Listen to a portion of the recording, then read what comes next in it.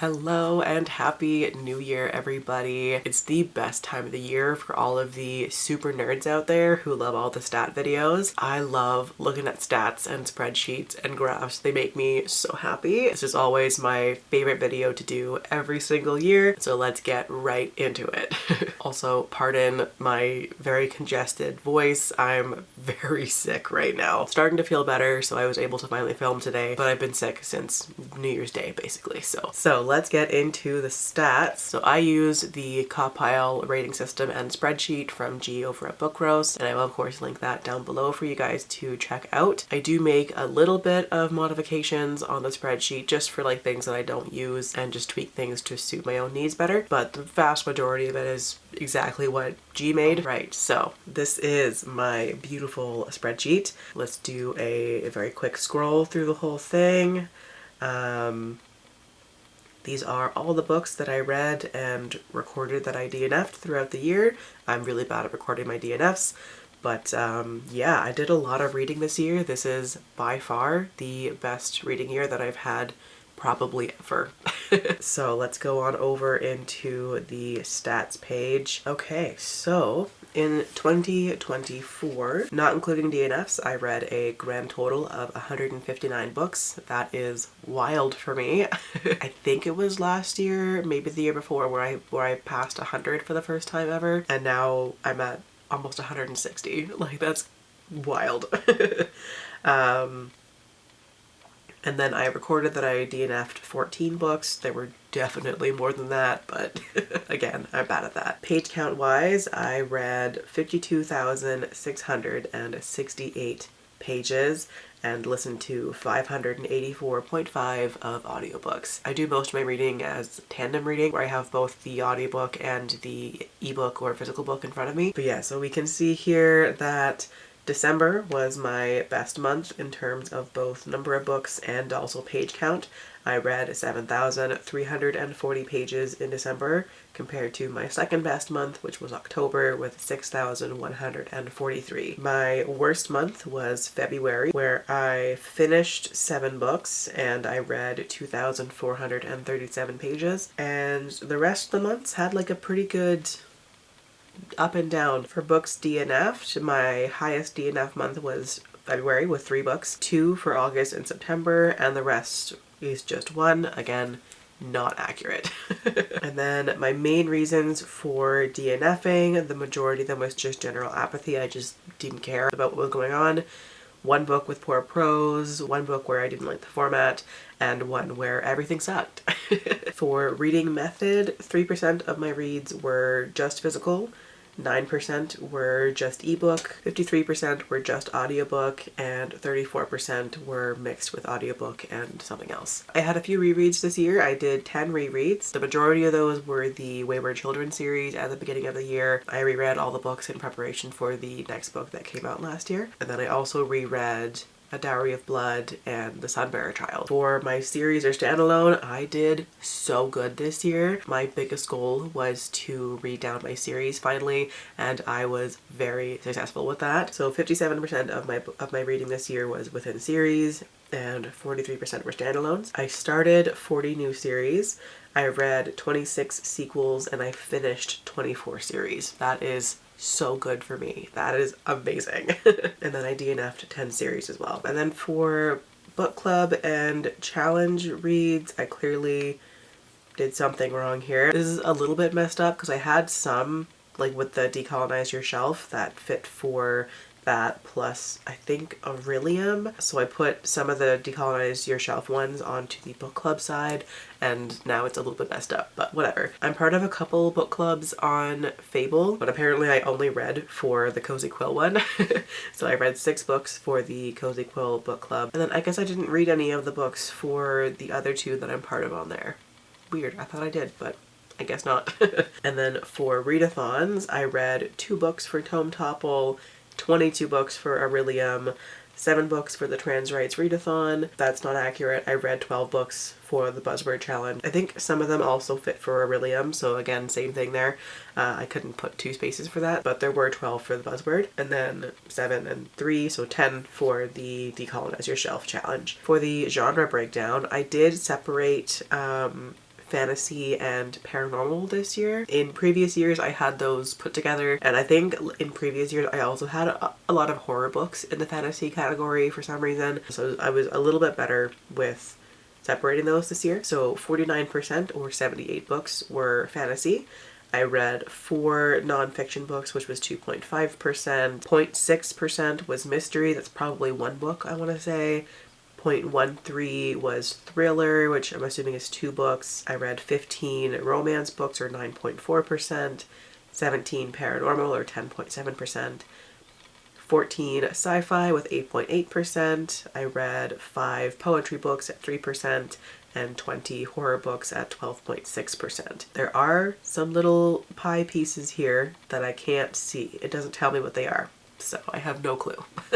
Any of those other little ones there is just like a one-off thing anyway, so whatever. This book length, the biggest piece of my chart here is books between 350 and 400 pages with 38 books. And then the second highest is books between 300 and 350 with 30 books. Not a lot of big books though. I do want to try and read more big books this year. I think that would be a good goal to have. For book format, 66% was standard novel, 2.5% was nonfiction, 5.7% was graphic novel, 3.1% was poetry, and 19.5% was novellas. I read 4 translated books this year. 2 of them were Swedish, 1 of them was Japanese, and the other one I don't know.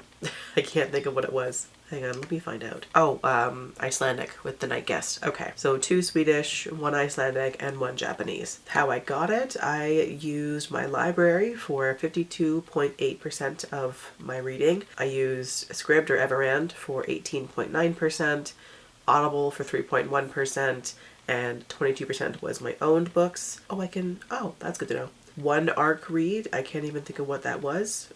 No idea. I haven't used NetGalley in a very long time. And then 1.9% with Spotify. Could I do that for the other ones? Hold on a second. Oh, I can. Okay, so then back up to genre real quick. I didn't know that I could hover over these.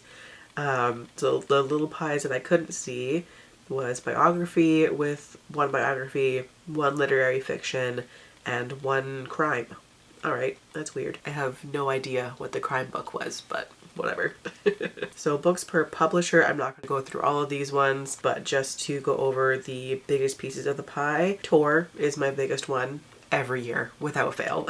I read 23 books from Tor. Del Rey was 4.5%, and what's this? Berkeley was 5%, 3.8% from Avon. Everybody else is pretty much the same, so quite a few different publishers there. For my star ratings, my average rating this year was a 4-star. So I had 64 4-star books, 25 star books, 21 4.5, 18 3 stars, 29 3.5, and 6 2.5, and 1 2-star book. No 1 stars, and that's because I DNF like crazy, so. For the age category, I read 106 adult books, 47 young adult, and 6 middle grade.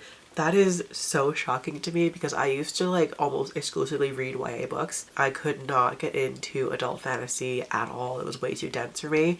And now the majority of my reading is adult. Like, it's so strange how that has changed over the years, and I haven't even noticed really.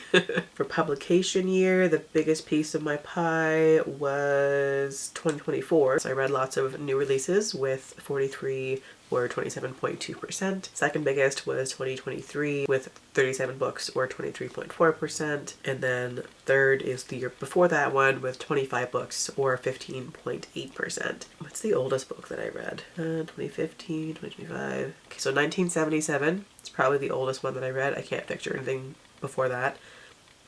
1986 as well. What was that one? I have no idea. Let's get into the LGBT rep.